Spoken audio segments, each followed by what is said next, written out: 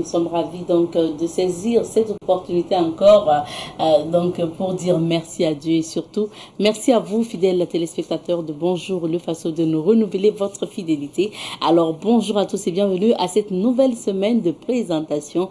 Nous changeons d'équipe technique mais c'est toujours le même défi, être à vos côtés. Vous présentez donc le miroir du Faso. Vous présentez le Faso tout simplement chaque matin parce que Bonjour le Faso c'est le miroir du Faso au quotidien à l'image de Savane Média, bien sûr. Alors, nous allons partir pour la découverte du rond-point du 2 octobre et l'histoire derrière ce rond-point-là que nous contournons lorsque nous passons dans les rues du lycée Marianne Gouabi, donc pas loin aussi de la place de la Nation. Alors, on va vous parler de l'histoire de ce rond-point du 2 octobre, là, que vous regardez, sans forcément connaître l'histoire. Ça sera dans la rubrique à la découverte 2. Aujourd'hui, pour la revue de presse, nous serons avec Elhadj Amadé Soro, qui va partager l'actualité avec nous. Et nos invités du jour, du moins, ce sont d'une association. Il s'agit notamment de l'association Peuple Résilient Sahel pour la cohésion sociale et le développement. Cette association a voulu chaque trimestre, c'est-à-dire chaque 3 mois, offrir des vivres et accompagner donc les veuves des personnes décédées au front, notamment les FDS et puis bien sûr les VDP. Nous allons connaître les motivations donc de ces gestes et surtout faire le point donc du niveau de leur projet. Plus tard, on parlera événementiel aussi, puisque nous recevrons des annonceurs sur ce plateau pour parler de décoration événement. Alors, vous n'avez pas de raison de zapper. Restez avec nous jusqu'à 9h00. L'aventure démarre tout de suite et maintenant à la découverte. Décidons de vous rappeler l'histoire du rond-point du 2 octobre. Alors, ce rond-point est situé dans le quartier Bilbalou, il faut le rappeler, au centre-ville de Ouagadougou. Ce monument du 2 octobre a un sens historique et social pour le Burkina Faso. Du haut d'environ 4 mètres, le rond-point du 2 octobre est un support de ferraille. En haut de cette ferraille, il y a un livre ouvert à 3 sens sur lequel est écrit en blanc discours d'orientation politique. Sur le tronc est gravé également en blanc 2 octobre comme pour officialiser le nom du rond-point. Le rond-point du 2 octobre occupe une place importante dans l'évolution de la nation burkinabé. Ce rond-point du 2 octobre a été mis en place suite au discours d'orientation politique du 2 octobre 1983 lu à la radio nationale par le capitaine Thomas Sankara, le chef des révolutionnaires de l'époque. Aujourd'hui encore, le rond-point du 2 octobre fait partie des monuments qui évoquent une fois de plus l'ère de la révolution et un pan de la politique du Burkina Faso. Rappelons que ce rond-point a été érigé en face du lycée Marianne Gouabi en direction de la mairie centrale de Ouagadougou. Il est l'un des principaux ronds-points et l'un des principaux points pour accéder notamment à la ville. Cet emplacement correspond à une interrogation capitale du discours d'orientation politique prononcé le 2 octobre 1983, à savoir d'où sommes-nous venus et où allons-nous? Ce sont là les questions de l'heure qui exigent de nous une réponse claire et résolue si nous voulons marcher hardiment vers de nouvelles victoires. C'est un extrait du discours d'orientation politique. Ce monument rappelle à la nouvelle génération ce discours mémorable de Thomas Sankara, consigné dans les annales de la Révolution. Un rappel, ce discours d'orientation politique, comme son nom l'indique, est la référence théorique de la Révolution. Il a été rédigé entre septembre et octobre 1983 et prononcé donc à la radio nationale, comme on le disait, le 2 octobre 1983, d'où le nom de baptême de ce rond-point 2 octobre. Le rond-point du 2 octobre est un symbole fort de la Révolution. Il renferme en lui seul une idéologie, une pensée, un vécu. Dans le DOP, donc entendez par là discours d'orientation politique, Thomas Sankara et ses compagnons révolutionnaires de l'époque ont décliné un référentiel de développement avec des propositions concrètes. Rappelons que le comité qui était chargé de rédiger le DOP, le discours d'orientation politique, est composé de feu Thomas Sankara lui-même, de feu Valère Sommet, de Blaise Compaoré et donc de Philippe Ouédraogo. Vous parlez du rond-point du 2 octobre en cette semaine également, c'est rendre hommage à l'époque révolutionnaire à travers donc la rubrique à la découverte d'eux, mais c'est surtout vous faire connaître aussi les places importantes que vous retrouvez dans la rue sans forcément connaître l'histoire derrière. C'est ça notre mission à travers cette chronique-là, cette rubrique-là à la découverte d'eux, vous amener à la découverte encore plus du Burkina Faso. C'est notre mission au quotidien. Merci de votre attention. Nous allons marquer une petite pause. Ça sera l'heure aussi et l'occasion pour nous de nous informer à travers la revue de presse. Mais en attendant, petite virgule. Et nous partons pour la revue de presse. Elhadj Amadé Soro que nous retrouvons en présent. Bonjour Elhadj. Bonjour Abzeta. Bonjour à toutes et à tous. Bienvenue. Alors, nous débutons par quel journal? Nous allons commencer avec le journal Citoyen, le journal de tous les Burkinabés.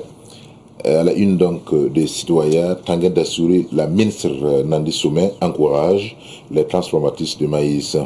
Célébration de la fête de Ramadan, festoyée selon les prescriptions islamiques éditoriales, la patrie reconnaissante, 40e anniversaire des citoyens, une montée des couleurs nationales pour marquer l'événement SNC Bobo 2024, les voyants des préparatifs au vert. 13 localités de 4 régions bénéficieront de l'électricité centre-est, plus de 7 millions de francs CFA et de vivres pour les forces combattantes. À l'issue du journal citoyen, nous poursuivons cette fois-ci avec l'Observateur Palga. À la une de l'Obs, soutien à l'ancien VDP Georges Drabeau, plus de 3 millions mobilisés par les structures éducatives. Fraude céréalière du granit et du quartz dans nos assiettes. Forces armées nationales, le capitaine Aboubakar Siddiq Bari radié, prière de l'Aïd el-Fitr, il est déconseillé d'y aller à jeun. 30e anniversaire du génocide du Tutsi, les larmes, flammes de souvenirs d'un trauma. Journée d'engagement patriotique, Sonabel Sonabi Onea, en ordre de bataille contre l'insalubrité. Et nous terminons cette fois-ci, Abzeta, avec le journal Le Pays. À la une donc, du pays, fête de Ramadan, tout doit être fait pour répandre la joie et les sourires dans les familles, selon Amadi Adamassoro, spécialiste des questions islamiques. La commission Lune siège aujourd'hui. Au du Lasso, le commerçant qui vendait du sorgho mélangé à du granit et ses complices aux arrêts. Enseignement supérieur à la découverte des personnalités dont les noms ont été donnés à des universités publiques. Il s'agit bien sûr de Daniel Ouenzé Koulibaly, du docteur Bernard Lédé Ouedraogo et du professeur Yembila Abdoulaye Toguini. Confidence du week-end, Forces armées nationales, le capitaine Aboubakar Sidiki Bari radié. CHU Yalgado Ouedraogo, 136 945 consultations, 16 734 opérations réalisées en 2023. Fédération Burkinabé de football, les frondeurs annoncent la reprise des championnats nationaux. ActiFoot Ouida de Casablanca, des discussions avec Issoufou Dayo. Merci bien Elhadj. On va revenir sur quelques sujets, mais c'est vrai que ça a dû vous faire bizarre de vous lire. Absolument.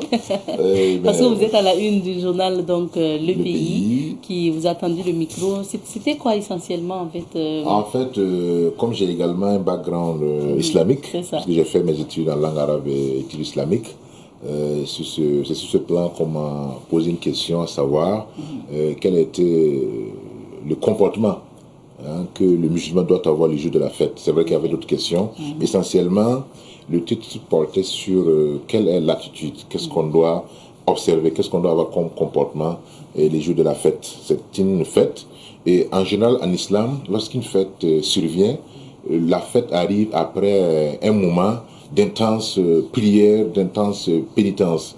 Et vous savez très bien que 30 jours sans manger, sans boire, sans s'adonner à des plaisirs charnels, ce n'est pas du tout, dans la journée, ce n'est pas du tout facile. C'est pourquoi, après donc les 29-30 jours, le musulman est donc appelé à éclater sa joie mais de façon modérée, pour que cela ne puisse pas conduire à des situations regrettables. En ce qui concerne les familles, surtout les enfants, on doit tout faire pour que la joie, la gaieté soient les choses les mieux partagées à la maison. C'est pourquoi donc, le titre parlait de tout doit être fait pour répandre la joie et les sourires dans les familles. C'est pourquoi d'ailleurs on a institué la Zakat al-Fitr, qui doit être une occasion pour les moins riches d'être à l'abri du besoin, de ne pas tendre la main les jours de la fête pour que la fête là soit belle.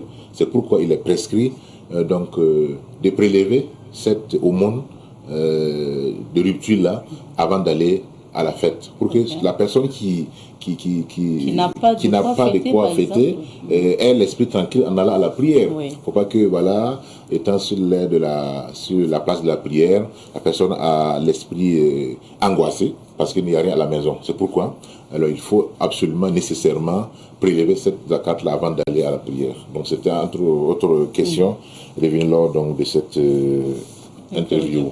Très mieux, merci bien en tout cas à nos confrères aussi du journal Le Pays.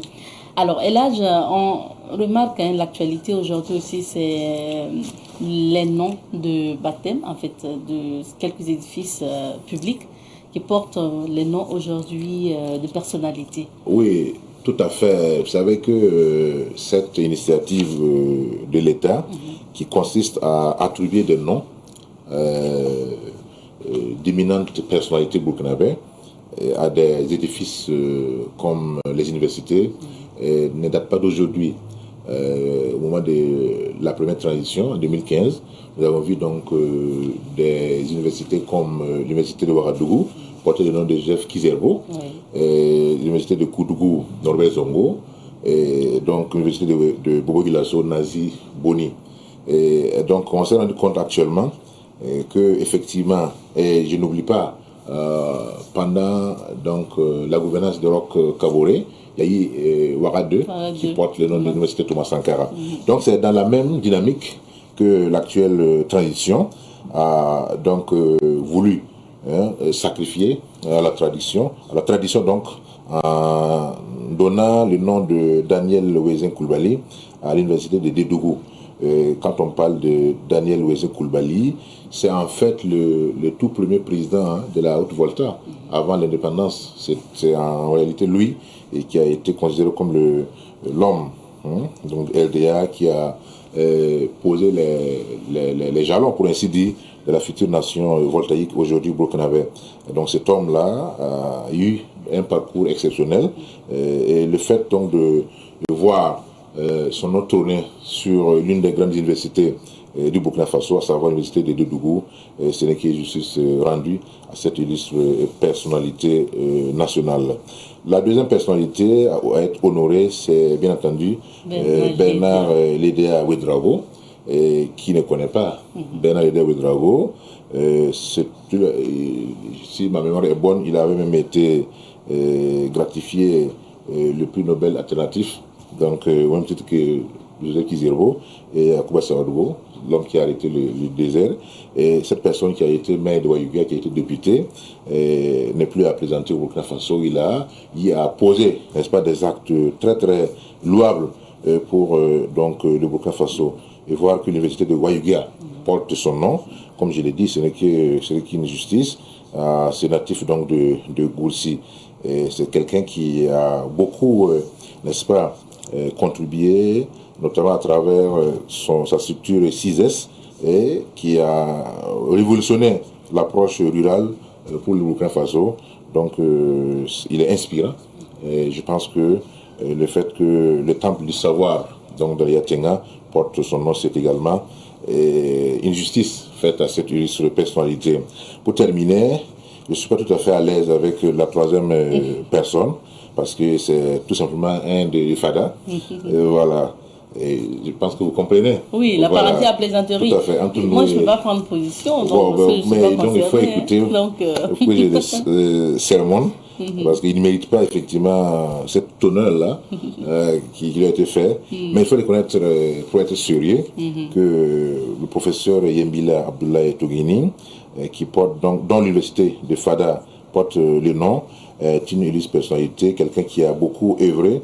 Et il a été donc le premier recteur de l'université de Ouagadougou de 1974 à 82. Et à ce titre, il a en tout cas contribué à faire rayonner la richesse, les savoirs au Burkina Faso. Donc mes esclaves donc, de Fada peuvent être contents car on ne les a pas oubliés. Donc on a donc voulu mettre un de leurs parmi, n'est-ce pas, les illustres personnalités du Burkina Faso. Donc il faut dire que cette procédure-là, comme je l'ai dit, c'est une initiative louable car elle permet à la jeune génération de savoir qu'il y a des devanciers qui ont vraiment œuvré pour porter haut le nom du Burkina Faso. Une nation s'est construite dans la continuité.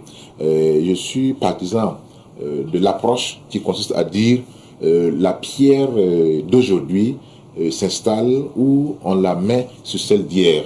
Il ne s'agit pas chaque fois de venir faire table rase du passé, mais donc de construire notre avenir sur le socle des devanciers qui ont posé des jalons importants dans la marche, dans l'édification de la nation burkinabé. Donc c'est à ce titre effectivement que nous pouvons également encourager ceux qui travaillent actuellement pour dire qu'après leur départ, ou s'ils sont toujours vivants, certains, on pourra effectivement continuer à donner un élan nouveau, un nouveau souffle pour ceux qui travaillent, car c'est de cette manière que les nations se construisent. Merci bien. Et en tout cas, on va dire encore félicitations. Et surtout que les étudiants puissent bien se comporter et bien étudier encore. Parce que quand vous avez des personnalités, vous étudiez dans des écoles qui portent les noms de certaines personnalités, vous avez le devoir d'honorer ces personnalités. Absolument. Merci El Hadj. Merci à vous. On va maintenant découvrir les couleurs du temps. C'est à travers la météo du jour. Nous recevons pour vous aujourd'hui M. Thomas Ien. Il est le président de l'association Peuple Résilient Sahel pour la cohésion sociale et le développement. Bonjour à vous, M. Ien. Oui, bonjour, madame. Bienvenue sur notre plateau. Merci. Vous êtes venu accompagné du secrétaire général de cette association. Il s'agit de M. René Sama. Bonjour. Bonjour, madame. Merci à tous les deux d'être là. Merci à vous aussi. Alors, M. Ien, pour commencer, c'est quoi en fait l'histoire derrière la création de APR Sahel? C'est l'abréviation du nom de votre association. D'accord. Merci, Savane FM pour la parole. Ok. La petite histoire de l'APR Sahel, tout est parti d'un constat terrain. Voilà, okay. Parce que nous sommes attaqués depuis un certain temps et toutes les familles ont pratiquement subi les conséquences de cette guerre. Et nous particulièrement, nous avons perdu un frère qui était engagé comme VDP, un très jeune frère qui est tombé au combat. Et c'est quand nous sommes partis pour l'enterrement. Nous avons eu l'occasion d'échanger avec beaucoup de familles qui ont vraiment expliqué les difficultés qu'ils rencontrent après le départ de leurs parents. Donc ça nous a beaucoup touchés et on s'est dit qu'est-ce qu'on peut faire pour les aider. C'est à la suite de ça qu'on s'est concerté et ensemble avec nos amis, on a décidé de mettre cette association en place pour pouvoir vraiment accompagner ces familles en deux. Et c'est une jeune association parce que c'était en mars dernier. Effectivement. C'était le combien que nous avons le 5 mars et notre lancement c'était le 30 mars à côté. Donc les premières activités c'est le 30 mars et c'est le 5 mars que vous avez lancé officiellement l'association. Donc c'est une jeune association comme je l'ai dit parce que nous sommes en avril, c'est pratiquement un mois, quelques jours d'existence. Monsieur Sama, quels sont les objectifs de l'APR Sahel? Déjà pour faire suite à ce que le président a dit, c'est pour promouvoir certaines valeurs, d'abord d'entraide, de solidarité, la résilience, cette capacité à surmonter et à rebondir après un choc reçu. Voilà, donc nous apportons notre touche à ce niveau pour plus de justice sociale aussi. Voilà. Donc c'est essentiellement pour la solidarité, pour l'entraide. Pour l'entraide. Et là, nous déclinons notre intervention en termes de programme. Voilà, il y a un volet alimentaire qui est là, un volet scolaire, et puis sanitaire, psychologique. D'abord, alimentaire, on a décidé de doter les familles respectives. De vivre. On va en parler tout à l'heure parce que vous avez déjà fait le premier pas le 30 mars dernier. Maintenant, pour revenir, pour rester toujours dans la présentation de l'association, vous parlez donc de cohésion sociale. Est-ce que vous pensez que les peuples, les populations à la base peuvent contribuer à la cohésion sociale et comment? Disons même qu'une nation, c'est une population, c'est un territoire et puis c'est un État, c'est un gouvernement. Voilà, donc on a besoin de ce peuple-là. Et la dynamique part de l'intérieur. Voilà, donc une fois que nous cultivons ça, c'est se donner la main et puis voilà, faire face à une situation qui se présente à nous. Est-ce que c'est vrai que l'activité phare a été lancée le 30 mars? Est-ce qu'avant le 30 mars, vous aviez organisé des activités ou bien c'était des rencontres entre membres? Ok, bon. Au départ, c'était d'abord se mettre à jour. Vous avez déjà le à travers l'acquisition de nos différents papiers. Et après ça, on a commencé à se fixer des objectifs, le programme d'activité. Et nous avons commencé à approcher également des partenaires pour un accompagnement éventuel. Voilà. Et la première activité, vraiment, ça a été... Le lancement a été caractérisé avec la première activité, en même temps le don de vivre. Voilà. Donc, c'est ça qu'on peut dire, c'est notre première activité comme ça. Parlons justement donc, de ces dons-là. Et comme Monsieur Sama le disait, pour vous, c'est aider sur plusieurs plans. Donc, pour d'abord l'aide en vivre, le 30 mars dernier, vous avez donné aux familles des VDP, les familles donc victimes des VDP et FDS tombés au front, des vivres. C'était quoi? Rappelez-nous, c'était quoi le contenu et voilà la consistance en fait de ces vivres. D'accord. Donc on a voulu quelque chose de global parce que chez nous, quand on dit manger, il y a le maïs, il y a le riz. Voilà, ce sont les premiers éléments et puis il y a l'huile. Voilà. Donc ce sont ces éléments, ces trois composantes. Voilà. Comme on le voit à l'image, mais Monsieur Ien, c'était quoi la valeur totale et combien de familles vous avez pu accompagner? Bon, comme c'était une première activité, nous avons pu accompagner un minimum 25 familles pour le moment. Voilà, c'est un début. Sinon, nous ambitionnons plus que ça. Voilà, nos ambitions sont au moins 100 familles par un minimum. Voilà, donc pour le moment, au lancement, nous avons pu ravitailler au moins 25 familles en kit alimentaire composé d'un sac de riz, un sac de maïs, un bidon d'huile avec une somme forfaitaire pour les médicaments de base. Voilà, donc c'est ce que nous avons fait au lancement. Donc c'est au total 25 familles venues de divers horizons, puisqu'on a fait déplacer les familles. Voilà, il y a des représentants qui sont venus des zones un peu touchées. Bon, pour ne pas, c'était vraiment un échantillon, parce que pour ne pas exposer ces familles là aussi au risque de sécurité là. Donc on a préféré quand même prendre quelques-unes qui sont dans des zones un peu accessibles, et le reste là c'était les familles de Ouaga. Voilà. Maintenant, après ça, on a pu convoyer le reste des vivres là, aux différentes familles, voilà, grâce à l'accompagnement de la brigade de VDP. Voilà, vraiment que nous remercions au passage.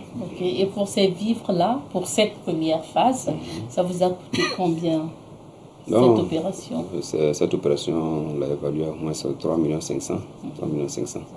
Voilà, qui se composait effectivement de plus de 3 tonnes de riz, 3 tonnes de maïs, avec plus de 30 bidons d'huile.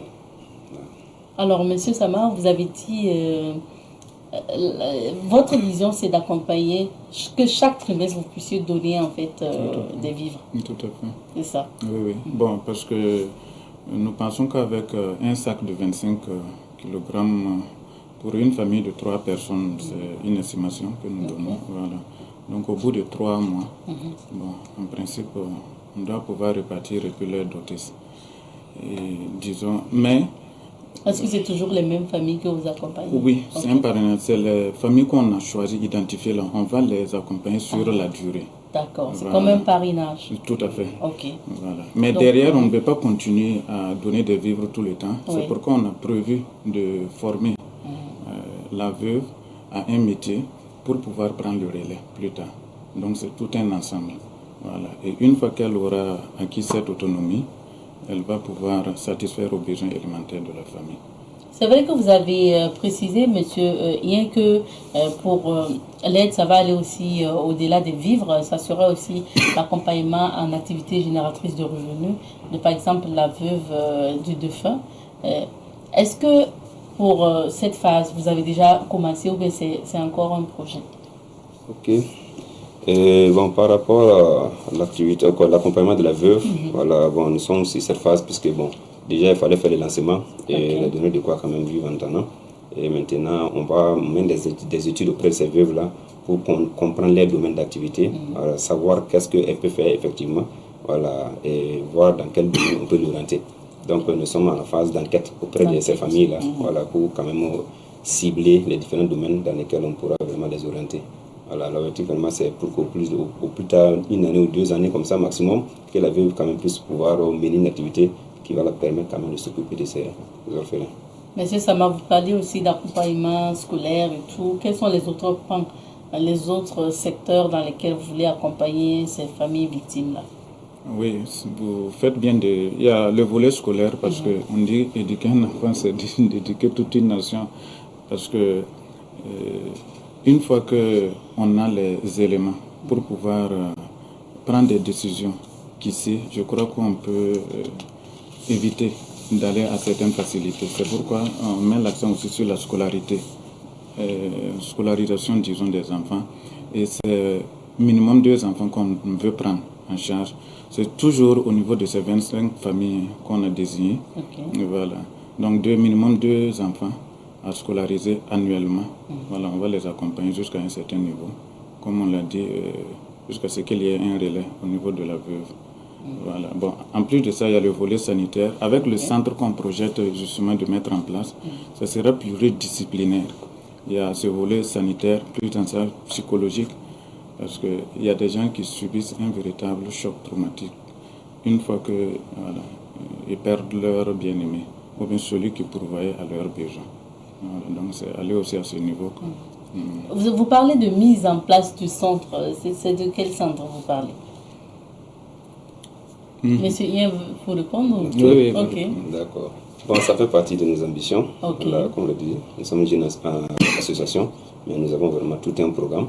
Voilà, donc au-delà de l'alimentaire, voilà, il y a la scolarisation et maintenant la formation.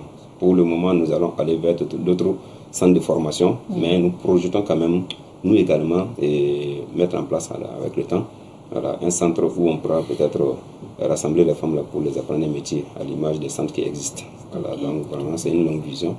Voilà, et au-delà de ces 25 familles qui n'est qu'un départ, en tout cas l'ambition c'est aller à 100 ou même plus, voilà, en fonction de l'évolution de nos moyens, quoi.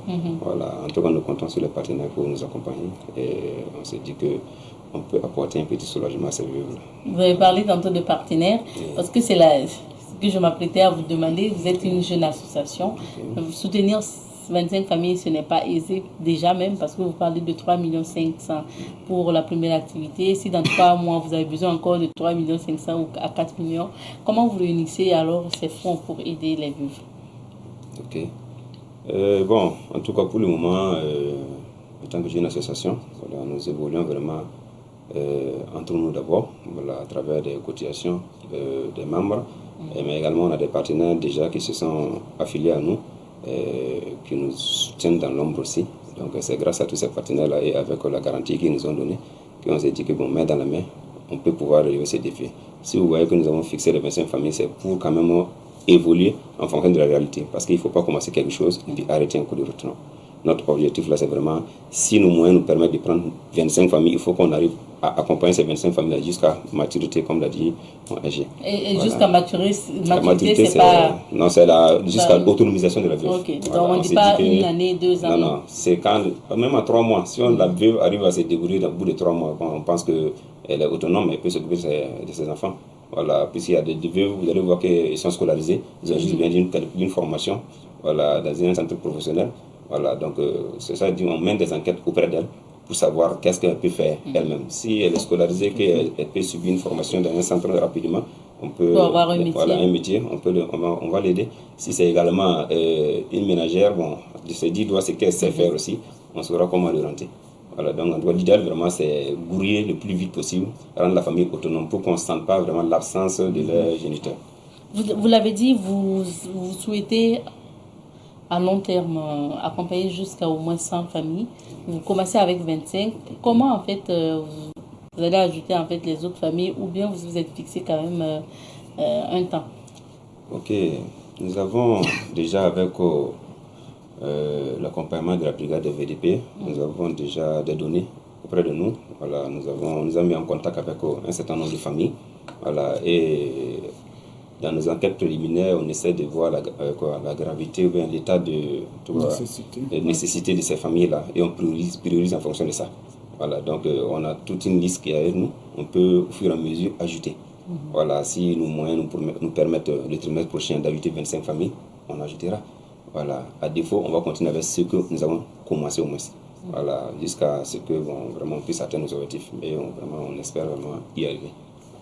On espère pour vous également. Alors, Monsieur Sama, ça a été quoi aussi le sentiment que ces veuves-là, que les victimes donc, de ces familles-là, enfin les victimes que ces personnes décédées ont laissé, c'était quoi en fait leur sentiment, les veuves que vous avez rencontrées? Bon, disons que c'est une question sensible, cette question de veuves et d'orphelins. On ne veut pas les exposer, mais en même temps, on profite de votre tribune pour susciter un élan de solidarité, comme on l'a dit. C'est pourquoi la remise même a été symbolique. Et c'est après qu'on a convoyé aussi pour le reste. Voilà. Donc, c'est parce que déjà, on est allé à leur niveau. Comme il a dit, il y a des données qu'on a mises à notre disposition. Et on a des critères à nous. Une fois qu'on arrive à identifier la famille, on va vers le besoin là. On l'a déjà connu, on sait ce qu'ils veulent.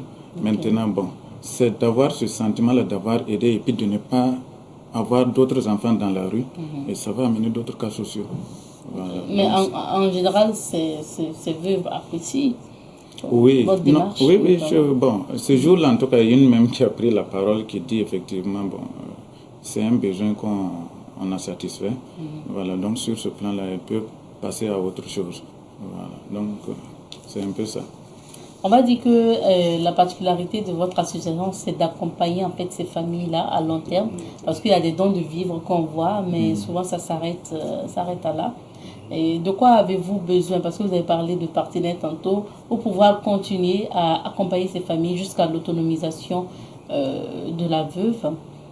De quoi votre association a besoin pour même agrandir en fait la liste des familles que vous accompagnez? Ok. Donc, comme nous intervenons dans plusieurs domaines, le domaine primaire déjà même c'est les vivres. Donc toute personne qui peut nous accompagner, ne serait-ce qu'en vivre déjà, c'est un ouf. Si on est rassuré déjà que ces familles auront à manger chaque trimestre déjà, ça nous permet quand même de nous concentrer sur d'autres volets. Voilà, donc on remercie en tout cas du passage tous ces partenaires qui nous ont accompagnés, qui ont cru en nous d'abord, voilà, qui ont apprécié la noblesse de l'idée et qui nous ont offert des trucs, des vivres et de diverses natures, je veux dire ça. Voilà, donc on les remercie du passage et on continue vraiment à tendre la main. Voilà, on fera de notre mieux et toute personne qui peut nous aider vraiment, ce sera le bienvenu parce que ces familles-là qui sont tapis dans l'ombre, qui ne parlent pas, mais qui pleurent au fond là, on a besoin. Donc on invite ces gens à faire parler leur cœur. Voilà, l'association est ouverte, elle est ouverte à tout le monde, toute personne en tout cas qui désire agir au profit de ces veuves-là, voilà, vraiment nous contacter et on peut les rassurer seulement que ça va arriver à destination. Voilà, c'est pour ça on ne prend pas beaucoup, on cible et pour pouvoir atteindre ses intéressés. Voilà, si c'est pour aller remettre dans l'état comme ça, non. En ce moment, on peut dire que ça peut être détourné à d'autres fins. Mais nous, en tout cas, notre particularité est que nous sommes en contact avec ces familles, voilà, et nous avons promis de les accompagner trimestriellement. Et même en dehors des vivres, si elles ont des besoins, nous sommes en contact avec eux et peuvent nous appeler pour d'autres difficultés. Voilà, toutes types de difficultés, en tout cas, nous sommes comme des tuteurs. Voilà, et on espère vraiment arriver à accomplir cette mission-là. Merci bien. Alors, est-ce que les jours à venir, l'APR Sahel a des activités? Jours, semaines ou mois à venir? D'accord. Notre programme est bien chargé, comme on l'a dit. Voilà, il fallait déjà nourrir les vœux. Maintenant, on est soulagé de savoir qu'au moins pendant 3 mois, ils sont à l'abri au moins de la faim. Voilà, maintenant, je pense qu'on a des panoplies d'activités avant le trimestre prochain, parce que chaque trimestre aura ses cérémoniales de dons. Voilà, maintenant, à l'intervalle de ce trimestre, en tout cas, on compte vraiment faire des formations au profit même des combattants qui sont toujours au front. voilà, sur beaucoup d'aspects, voilà, la sensibilisation, ainsi de suite. Et nous sommes en partenariat même avec des psychologues qui ont promis vraiment de venir échanger avec ces combattants ou ces veuves qui sont toujours sous le choc. Voilà, nous avons également au projet vraiment de sortir sur le terrain, aller à la rencontre de ces veuves-là pour essayer quand même de leur offrir même sur des petites visites, comme on appelle ça, médicales, voilà, ou bien des petits examens de base. En tout cas, c'est ce qu'on peut faire, voilà, sur ce plan sanitaire-là. Donc, ça sera fait avant même le trimestre prochain. Ok. Donc, ça veut dire que vous n'attendez pas le trimestre prochain pour encore aller donner... Le trimestre, c'est juste le vivre. C'est juste le vivre. Il y aura des activités entre les 3 mois.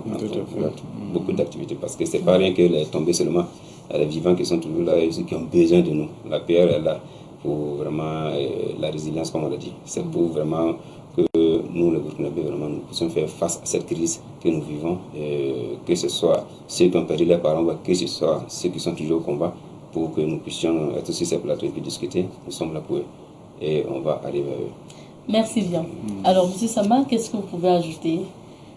Oui, bon, c'est de vous dire merci. Merci à Savan TV qui nous offre cette turbine-là pour effectivement lancer un appel. C'est vrai que l'État, on a vu récemment, rien qu'en janvier, l'État a fait un gros effort. Mais bon, comme on l'a dit, ce n'est toujours pas suffisant. Voilà, il y a toujours quand même quelque chose à faire. Et surtout, comme je l'ai dit, c'est des questions sensibles parce que quelqu'un l'a dit, les morts ne sont pas morts. Voilà, et pour reposer en paix, on a besoin aussi quand même que la cause soit entendue. Voilà, c'est une cause nationale. Voilà, la cause qui a entraîné justement de donner leur vie, c'est une cause nationale. Donc derrière, il doit y avoir un appui national aussi. Donc, encore mobilisation pour le soutien, donc pour l'effort de paix, selon vous. Merci bien, monsieur. Votre mot de fait? D'accord. Vraiment, on tenait à remercier vraiment tous ces anonymes qui nous accompagnent. Voilà. Comme le chef de l'État l'a lancé tout dernièrement, nous sommes dans la semaine d'engagement patriotique. Oui. Et je pense que c'est l'élan national que chacun doit apporter. Voilà. Ceux qui sont tombés, ceux qui sont au combat, on a tous besoin les uns des autres. Je pense que c'est ensemble que nous allons vaincre. Et donc nous invitons le Burkinabé vraiment à se donner la main, voilà, pour vraiment libérer le pays et pacifier le pays. Est-ce que la PR Sahel a peut-être des adresses, que ce soit sur Internet ou un numéro, pour ceux qui souhaiteraient bien vous contacter? Effectivement, nous avons un numéro, voilà, c'est le 76 27 31 20. Également le 76 26 46 29. Voilà, nous sommes joignables. Bientôt, notre site web sera disponible. Merci beaucoup d'être passé, M. Ien. Merci, M. Sama. Merci beaucoup à vous. Je rappelle que nous étions avec M. Ien Thomas, qui est donc le président de l'association Peuple Résilient Sahel pour la cohésion sociale et le développement. Également, M. René Sama, secrétaire général donc de l'APR Sahel. Et je rappelle que cette association a décidé d'accompagner pour commencer 25 familles donc en vivre, mais également en d'autres accompagnements. Et chaque trimestre, vous allez voir des cérémonies de don de vivre, notamment à ces familles-là, mais également l'accompagnement scolaire, psychologique, sanitaire. Ce sont des accompagnements qui vont suivre tout simplement. On va s'arrêter ici pour l'entretien d'aujourd'hui. On marque une petite pause et on revient pour la suite. Poursuivons avec l'émission d'aujourd'hui et cette fois-ci, donc nous allons parler bonnes affaires si vous voulez, parce qu'on parle donc de décoration événements ou événementielle avec notre invité qui est là. Il s'agit de mademoiselle Koté Bintou Ira. Et donc, elle est étudiante en BTP et décoratrice événementielle. Bonjour. Bonjour, madame. Bonne arrivée. Merci. Black Queen. En tout cas, tu es très belle. Merci. Alors, Bintou, qui est décoratrice événementielle, mais étudiante également.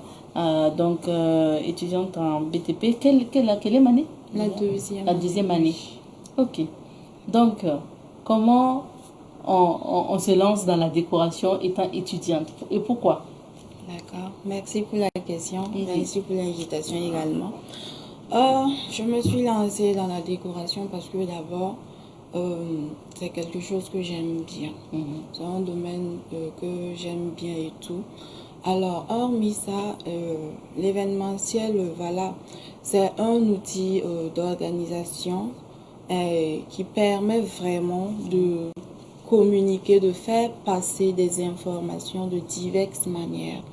Et cela m'a beaucoup plu, ça m'a beaucoup touché parce que il y a des aînés, voilà, qui exercent le même domaine. Voilà, je les ai approchés pour comprendre plus comment est-ce que ça se passe là-bas, si vraiment est-ce que dans un domaine, voilà, qui a de l'avenir et tout. C'est suite à ça, je me suis dit, bon, vu que j'ai de l'amour pour l'activité, pourquoi ne pas me lancer et voir si moi aussi je pourrais hausser loin cette activité à l'avenir. À l'avenir. Et c'est depuis quelle année que vous avez décidé de commencer la décoration et les autres Voilà, ça activités? fait 1 année et demie, bientôt 2 ans. J'ai commencé. Donc c'est pratiquement après le bac? Voilà, c'est après le bac que j'ai commencé. Voilà, j'ai créé ma petite entreprise le 19 juillet 2022. 19 juillet 2022. Maintenant, qu'est-ce que votre entreprise, qu'on appelle le nom? Le nom de l'entreprise, c'est Kiara Events. Kiara Events. Qu'est-ce que vous faites concrètement avec les services qu'offre Kiara Events? Kiara Events offre beaucoup de services. Voilà. Nous évoluons dans le domaine de la décoration et des mariages, des baptêmes, les PPS et tout. Hormis ça, nous faisons aussi les surprises. Les surprises, voilà, pour nos parents, nos frères et sœurs, et qui consistent à faire les bouquets d'argent. Voilà. Comme on voit en image, Voilà. ça c'est des bouquets de 500. Oui, c'est ça. Ok. Voilà, ça varie en fonction de la demande en fait. Voilà, ça c'est des 10 000, je préfère encore ça, 10 000, 5 000, 1000 francs et 500. Voilà. Ok. Hormis ça, je fais les bouquets artificiels en ruban. Ok. Voilà. Je fais également, bon, selon l'offre, la demande du client, on fait également les bouquets fraîches. Mais ça, c'est bon, largement plus coûteux. Et c'est pas... Les bouquets fraîches, ça veut dire quoi? Avec des fleurs fraîches, naturelles. Ok. Voilà. On fait ça, on fait les paniers surprises, les paniers de Ramadan, les paniers, voilà, surprises pour faire plaisir, voilà, à nos proches et tout. Ok. Oui. Bon, on voit en image, on dirait un dîner d'amoureux ou quoi. Est-ce que c'est vous qui avez préparé en fait Oui, ça c'était une commande, voilà, dans un hôtel de la place et tout. On a eu à faire avec ça. C'était une demande en mariage ou quoi? Non, pas une demande en mariage, c'était juste leur soirée. Ils voulaient passer ça ensemble et tout, avec un peu de romance. Donc, selon la demande du client, on a fait ça comme ça. Vous êtes allé décorer en fait leur table. Voilà, oui. Ok, et ça c'est le lit. Vous allez jusque-là? Oui, on fait les chambres nuptiales également. Voilà, que ce soit lors de la Saint-Valentin, on a eu pas mal de commandes de chambres nuptiales comme ça. Hormis ça, comment dire, quand les gens se marient, à leur nuit de noces là, leur chambre et tout, on décore. On fait également ces genres de décoration. Oh là là, moi je n'ai pas connu ça. Je pense que ma nuit de noces, la chambre a été décorée, mais pas si joliment que ça. Ça allait être bien si c'était une professionnelle en fait qui faisait. Est-ce que actuellement quand même, que ce soit pour la décoration, pour des demandes en mariage ou pour des dîners d'amour ou pour la décoration de la chambre pour la nuit de noces et autres là, est-ce que vous remarquez qu'il y a beaucoup de demandes? Des gens qui viennent demander ce service-là? Oui, il y a pas mal de personnes qui demandent le service, mais je dirais plus que c'est les jeunes couples, voilà, les jeunes qui viennent de se marier et tout. Oui, c'est eux, ils demandent. Mais nos mamans ne font pas ça. On est déjà là. Moi, je comprends pas. Est-ce que si vous êtes déjà marié, bon, la femme s'occupe de la chambre, il faut encore chercher un jour pour demander une décoration spéciale? Bien sûr, il faut faire plaisir à monsieur. Voilà, parce que je pense que c'est important, le geste et tout. Et Ça fait vraiment... Il faut changer vraiment souvent, comment dire, l'ambiance à la maison. Voilà, si monsieur quitte le travail, il vient, il trouve que voilà, la chambre a été décorée autrement. Forcément, ça va le faire plaisir. Voilà. Donc, je voulais solliciter aussi nos mamans de souvent faire l'effort de faire plaisir à nos papas. C'est important. Il n'y a pas que les jeunes qui doivent le faire. Voilà. D'accord. Ok, waouh, ça c'est beau. Est-ce que c'est Kiara qui a fait ça? Oui, ça c'est Kiara Evans. Voilà, qui a fait ça avec son équipe. C'est bien. Donc, décoration, ça c'est pour les événements. Oui. Donc, mariage. Décoration, événements. Et bouquet d'argent et bouquet de fleurs. Oui. Et quel service encore qu'on n'a pas cité? Les paniers. Les Oui, paniers surprises. Voilà. Ça veut dire si je décide de faire un cadeau à monsieur pour son anniversaire, je peux vous laisser le choix, par exemple, de composer un panier. Ok. Oui. On vous offre les images et en fonction de votre choix, de vos préférences, on fait ce que vous voulez en fait. D'accord. C'est autant de services. Hein. Mais maintenant, moi, je viens au bouquet d'argent qui est aujourd'hui prisé par beaucoup, surtout les femmes, parce que ça fait plaisir de recevoir un bouquet d'argent. Non seulement vous avez un bouquet, mais vous avez de l'argent. Est-ce que pour réaliser ces bouquets d'argent, en fait, est-ce qu'on peut connaître un peu le processus de travail, comment ça se passe? Oui. Oui, c'est pas chose facile. D'abord, je dirais pour réaliser le bouquet d'argent, il faut d'abord des coupons, des billets de banque neufs. Voilà, on ne peut pas le faire avec n'importe quel billet, c'est pas possible. Voilà, il faut déjà aller à la banque et changer les billets en fonction de la demande du client. S'il veut des billets de 500 ou des billets de 2000 ou de 10 000. Voilà. Si on finit ça, maintenant on passe à la monture qui n'est pas chose facile vraiment. Le fait d'enrouler là. Oui, on enroule, on scotche. Après, on colle avec les bois de brochette. Ensuite, lorsqu'on finit de coller tout avec les bois de brochette, on prend maintenant l'éponge. On essaye de classer pour avoir la forme qu'on veut. Parce que hormis ces genres de modèles-là, on peut le faire aussi comme les gâteaux d'anniversaire. En étage. Ah oui, c'est vrai que je suis déjà vu. Ça, c'est pas un bouquet d'argent, mais on appelle ça les money cake. Ok. Voilà. Donc, si on finit de faire ça, on essaye d'emballer et tout. Apporter les touches que l'on veut. Fleurs, voilà. Voilà, ça, les fleurs qui sont au milieu, ce sont les rubans que j'ai fabriqués moi-même. Ok. Voilà. Ça également, on peut faire des bouquets avec. C'est très durable et puis voilà, c'est pratique. Est-ce que l'argent bon, moi je n'ai pas encore reçu, hein, donc je demande, est-ce que quand on fait ça comme ça, pour détacher, ça ne gâte pas l'argent? Non, ça ne gâte pas parce que on utilise les scotch qui sont adéquats. Voilà, même si on scotch avec pour décoller, ça n'a pas de problème. On n'a pas d'impact sur les billets. Bon, comme c'est de l'argent, sinon c'est un travail hein, pour enlever vos billets après aussi. Il faut enlever et décocher. Quand la somme est conséquente et que la personne ne veut pas déballer ça d'elle-même, elle peut réenvoyer, on va le faire full. Moyennant quelque chose. Oui, c'est ça. Bien sûr. Vous offrez tous les services. Et puis, jusqu'à combien, à partir de combien on peut avoir un bouquet d'argent? Bon, à Kiara Evans, on essaye de faire ça à la portée de tous. À partir de 20 000, 25 000, on peut vous faire un bouquet. Maintenant, sauf, comment dire, en cas de demande exceptionnelle, on peut aller jusqu'à faire un bouquet de 10 000. Mais les bouquets de 10 000, vraiment, c'est petit. C'est trop petit. C'est trop petit. Ça va pas être joli. Voilà. 10 000 là, c'est petit. Voilà, de 25 000 en allant. Okay. J'ai même eu à faire une fois un bouquet de 1 million. Waouh. Vraiment. Pour des coupures de 10 000? 10 000 et 5 000. Aïe. 1 million, il faut laisser ça avec 10 000, D'accord, 10 000 et 5 000. Oui. D'accord. Et ça veut dire que c'était la grosse commande? Voilà, c'était ma grosse commande durant, voilà, une année et demie. Ok. Et c'est pas que des bouquets d'argent pour la décoration, les autres services qu'offre Chiara. Est-ce que, en termes de coût, vous êtes accessible?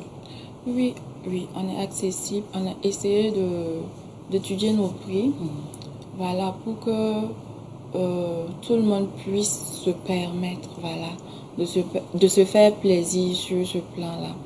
Par exemple, si une personne rentre en contact avec nous et qu'il veut une décoration de PPS, par exemple, on lui fait ça à un prix vraiment abordable, mais en lui proposant déjà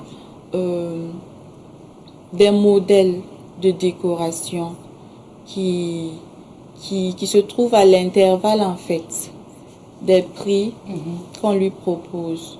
Maintenant, s'il veut au-delà de ça aussi, il peut proposer ce qu'il veut et en fonction de ça, on lui fixe le prix. Ok. Oui.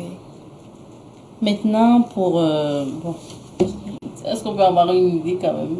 Les décorations peuvent aller... C'est vrai que ça dépend de l'espace, ça dépend du lieu à décorer et tout, et du nombre de chaises à décorer, tout ça. Mais ça peut aller à partir de combien? Une décoration, événement, PPS, mariage? Ok. Pour la plupart des événements PPS, les clients maintenant veulent juste des espaces photos. Voilà. Et si on doit faire les espaces photos pour eux, ça va de 50 000 à en allant. L'espace Ça photo, dépend de c'est juste un cadre. Voilà. Ok. Voilà. Maintenant, si on doit faire la décoration avec les chaises, y compris et tout, là maintenant, souvent on part à 150 000, 200 000 en allant. En allant. Oui. Ça dépend de l'espace, comme je le disais tout à l'heure. Voilà. Maintenant, venons-en donc encore à l'intimité. Vous avez parlé tantôt de la décoration des chambres. On a vu de belles décorations de Chiara Events, donc avec pour les chambres là. Ça peut se faire à partir de combien? Pour les chambres là, ça c'est pas aussi coûteux que ça. Ok. Voilà. Et ça dépend également de l'espace, de la demande du client. Sinon, on peut faire des décorations de chambre nuptiale à partir de 30 000, voilà, 40 000, 50 000 en allant. Ce qu'on a à l'antenne là, à l'écran, ça a coûté combien? Ça a coûté 90 000. Ah, voilà, donc ça dépend. Parce que les fleurs que vous avez mis au niveau des lampes là, ça veut dire que c'est vous qui avez acheté ça, ramené tout ça. Ok. Et au tout ce qui est fleurs là-bas, c'est nous. Ah, donc voilà. Ok, mais au moins les draps. Non, les draps, souvent, les clients nous demandent d'envoyer les draps. Okay, souvent aussi, des nouveaux draps. Souvent aussi, il y a des clientes, voilà, celles qui ne veulent pas trop dépenser, elles ont déjà leurs draps et elles nous donnent et on fait le travail avec. Okay. Souvent aussi, c'est pas des draps tout blancs comme ça, c'est des draps un peu fleuris. Bon, c'est en fonction de ce que le client veut en fait. Vous vous adaptez à tout. Oui.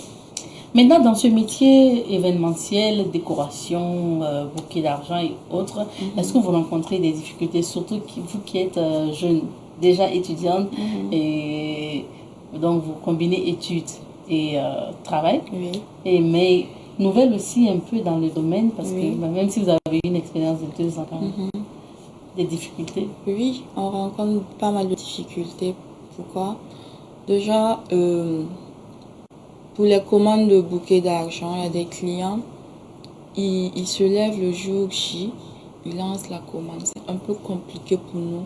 Donner leur commande parce que il faut échanger les billets. Souvent, les clients veulent des billets qu'on n'a pas. Il y a d'autres qui nous disent, voilà, en tant qu'entreprise événementielle, on doit avoir n'importe quel billet à n'importe quel moment. Voilà pour eux leur demande. C'est un peu compliqué vu que nous ne sommes pas une très grande entreprise, voilà. Et que on est embryonnaire et tout, c'est un peu compliqué. Donc, c'est difficile de les honorer. Voilà. Voilà, pour bien faire le travail, lorsque quelqu'un veut déjà un bouquet, il faut déjà qu'il lance la commande 48 heures ou 24 heures à l'avance. Au moins, la veille, vous pouvez aller en banque, échanger les billets. Est-ce que c'est facile même d'aller avec des billets et demander des coupons? Ah, c'est pas facile parce que souvent, on veut des coupons qu'on ne peut pas avoir à la banque. Souvent, il y a des manques. Il y a un manque de coupons, par exemple, de 2000, 1000 francs. Souvent, on a affaire qu'à des coupons de 500. Pourtant, la majeure partie de nos clients ne veulent pas les petits coupons de 500. Ils veulent les coupons de 2000, 5000, 1000 francs. Et c'est compliqué. Et quand on fait face à ces genres de situations, on est obligé de venir essayer de convaincre au moins, ou convaincre le client, d'accepter les coupons qu'on a. Mais c'est pas chose facile vraiment parce que la majeure partie ne veulent pas. Ils ont déjà leur idée et tout. C'est compliqué. Souvent aussi, on a des clients, vraiment compliqués. On peut monter un bouquet comme ça, envoyer. Ils vont nous dire, c'est pas ce qu'ils voulaient et tout. Donc, alors que c'est difficile d'arranger ça. Hein? On est obligé de refaire tout jusqu'à ce que, ils disent oui. Comme on dit, le client, il est roi, donc on s'adapte vraiment à tout. Voilà. Donc, ce sont des difficultés. Maintenant, pour toujours les coupons, les bouquets d'argent, est-ce que pour lancer même la commande, est-ce qu'il faut payer tout? Si moi, je décide d'offrir 50 000 à mon réalisateur du jour, par exemple, un bouquet de 50 000, est-ce que je dois vous donner tous les 50 000 là avant qu'on me fasse le bouquet? Non, ça dépend encore du client. S'il veut, il peut donner tous les 50 000. Mais nous, ce qu'on propose à nos clients, c'est déjà, de confirmer la commande en envoyant au moins la moitié de la somme. Lorsqu'il envoie la moitié de la somme, nous, on réalise le bouquet. Lorsque c'est fini, on lui fait livrer et on récupère le reste de la somme. Mais bon, si le client aussi, il a trop confiance en nous, parce qu'en matière d'argent, c'est pas facile, il peut tout payer et on fait. Quand on finit, on le livre. Venons à l'aspect surprise que vous dites, ou la livraison aussi des cadeaux, parce que l'événementiel aujourd'hui aussi, ça va un peu avec la surprise. Moi, il y a l'anniversaire par exemple de M. Nikema, je décide de lui faire une surprise. Est-ce que je peux contacter Kiara Events pour ça? Oui, vous pouvez contacter Kiara Events parce que pour les surprises, nous avons un saxophoniste qui nous accompagne lorsque on doit faire des sorties pour égayer une personne. Donc, si le client veut qu'on fasse une sortie et tout, on donne les détails du lieu. On donne les détails du lieu, on envoie la photo de la personne à qui on doit faire la surprise. Parce que la majeure partie de nos clients ne sont pas sur les lieux le jour qu'on doit faire la surprise. Donc, on doit avoir les détails nécessaires pour reconnaître la personne à qui on doit faire la surprise. Parce qu'il ne faudrait pas qu'on parte faire la surprise à une personne vraiment qui ne faisait pas partie de la surprise. Voilà. Mais lorsque le client nous contacte comme ça, on ne peut pas appeler la personne à qui on doit faire la surprise. On doit juste connaître la personne, où est-ce qu'on doit le croiser et tout. Maintenant, en fonction de ça, ça dépend des lieux aussi. Si c'est les restaurants, je sais pas, les hôtels, il faut qu'on demande une permission d'abord à l'avance avant de venir faire notre surprise. D'accord. Pour le lieu de travail, très souvent, parce qu'on voit aussi souvent dans le lieu de travail, ça aussi il faut aviser. Oui, il faut demander la permission.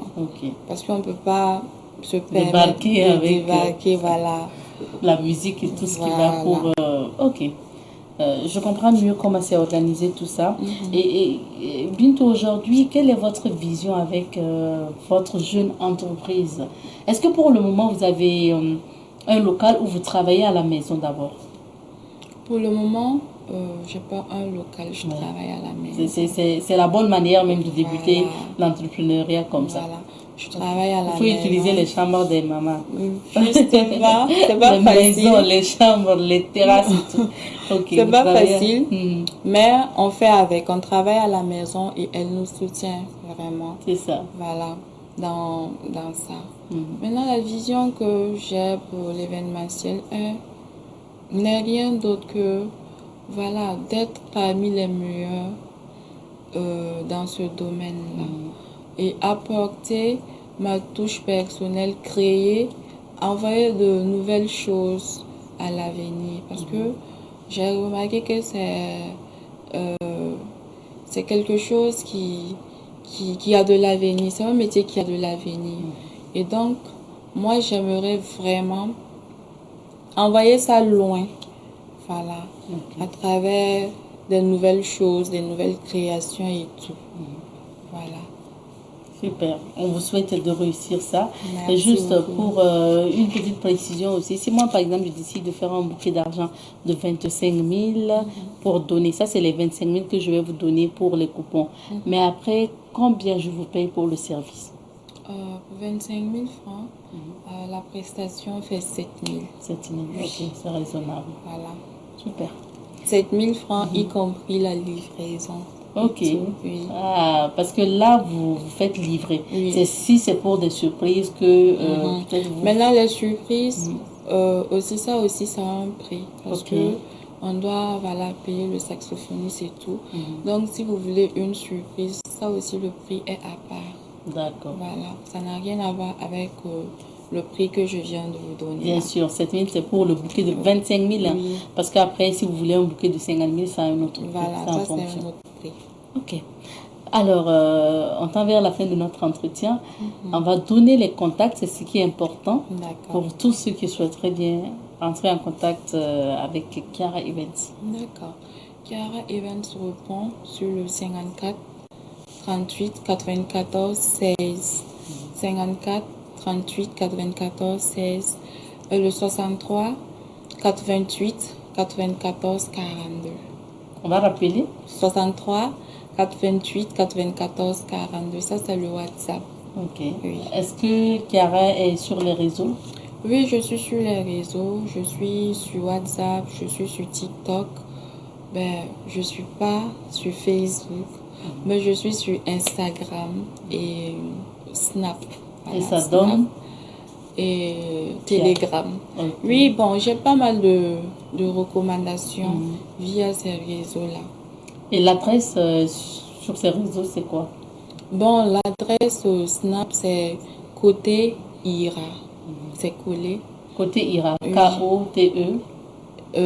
K-O-T-E et Ira, Y-R-A. Ok. C'est collé. Maintenant, sur TikTok, j'ai 2 comptes là-bas. Il y a Fleur Froid 19 et il y a Kiara Evans. Voilà. Et Kiara Evans, c'est K-Y, c'est ça? Oui, K-Y-A-R-A. Ok. Voilà, Evans.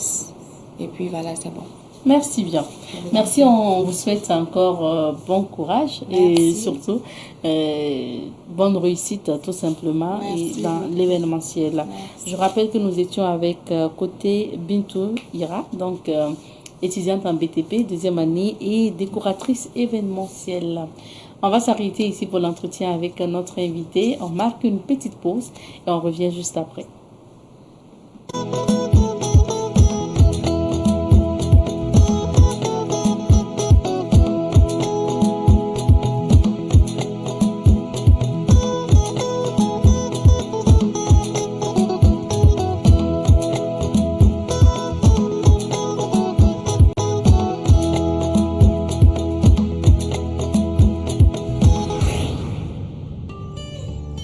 Savan TV, la télévision des nouvelles cités.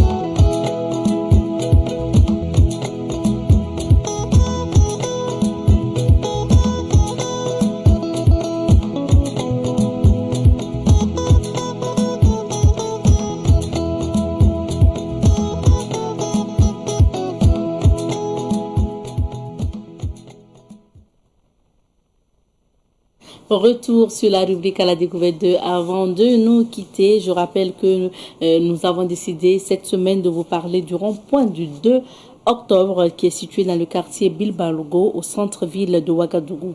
Ce monument du 2 octobre a un sens historique et social. Du haut d'environ 4 mètres, le rond-point du 2 octobre est un support de ferraille. En haut de cette ferraille, il y a un livre ouvert à 3 sens sur lequel est écrit en blanc « Discours d'orientation politique ». Sur le tronc est gravé également en blanc « 2 octobre » comme pour officialiser le nom du rond-point. Le rond-point du 2 octobre occupe une place importante dans l'évolution de la nation burkinabé. Ce rond-point du 2 octobre a été mis en place suite au discours d'orientation politique du 2 octobre 1983, lu à la radio nationale par Feu Capitaine Thomas Sankara, le chef des révolutionnaires de l'époque. Aujourd'hui, encore, le rond-point du 2 octobre fait partie des monuments qui évoquent une fois de plus l'ère de la révolution et un pan de la politique du Burkina Faso. Rappelons que ce rond-point a été érigé en face du lycée Mariam Gouabi en direction de la mairie centrale de Ouagadougou. Il est l'un des points principaux pour accéder au centre-ville. Cet emplacement correspond à une interrogation capitale du discours d'orientation politique prononcé le 2 octobre 1983, à savoir d'où sommes-nous venus et où allons-nous. Ce sont là les questions de l'heure qui exigent de nous une réponse claire et résolue si nous voulons marcher hardiment vers de nouvelles victoires. C'est un extrait du discours d'orientation politique. Ce monument rappelle à la nouvelle génération ce discours mémorable consigné dans les annales de la Révolution. Un rappel, le discours d'orientation politique, comme son nom l'indique, est la référence théorique de la Révolution. Il a été rédigé entre septembre et octobre 1983 et prononcé à la radio le 2 octobre 1983, d'où le nom de baptême de ce rond-point. Le rond-point du 2 octobre est un symbole fort de la Révolution. Il renferme en lui seul une idéologie, une pensée, un vécu. Dans le DOP, Thomas Sankara et ses compagnons révolutionnaires de l'époque ont décliné un référentiel de développement avec des propositions concrètes. Rappelons que le comité qui a été chargé de rédiger le DOP, le discours d'orientation politique, est composé de feu Thomas Sankara, de feu Valère Sommet, de Blaise Compaoré et de Philippe Ouédraogo. Vous parlez du rond-point du 2 octobre en cette semaine. C'est rendre hommage à l'époque de la Révolution à travers la rubrique à la découverte de vous faire connaître aussi l'histoire de ce rond-point que vous contournez certainement sans faire attention. Voilà. Merci à vous de votre attention en ce nouveau jour de la nouvelle semaine. Donc merci et rendez-vous demain mardi pour d'autres aventures de Bonjour le Faso. Sinon, on s'arrête ici pour aujourd'hui. Excellente semaine à vous et surtout, ne zappez pas puisque Savane TV, c'est jusqu'à oh là là. Restez là, les programmes se poursuivent. Allez,